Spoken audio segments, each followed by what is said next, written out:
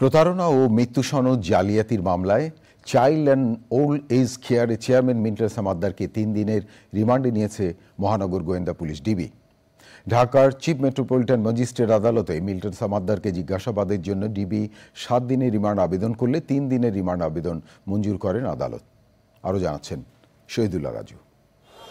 জালিয়াতির মাধ্যমে মৃত ব্যক্তির সনদ দেওয়া সহ নানা অপরাধমূলক কর্মকাণ্ডে অভিযুক্ত মিল্টন সামাদ্দারকে বৃহস্পতিবার দুপুরে আদালতে হাজির করা হয়।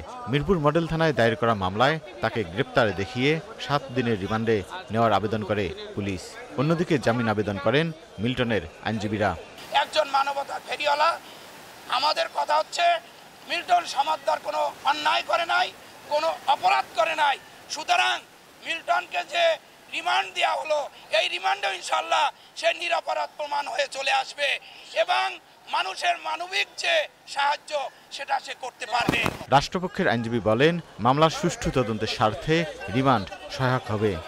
এই ঘটনাটা আরও কারা কারা জড়িত সেগুলো বের করতে হবে, কারণ এরা দেশের শত্রু, সমাজের শত্রু। ভালো মানুষের মুখোশ পরে তারা এই ধরনের অপকর্ম তারা করে যাচ্ছে। আমি মনে করি যে এই সমস্ত যারা অপরাধী তাদের দৃষ্টান্তমূলক শাস্তি হওয়া উচিত এবং এটা তদন্তে বেরিয়ে আসবে। বুধবার রাতে রাজধানীর মিরপুর থেকে মিল্টনকে গ্রেপ্তার করে ডিবি।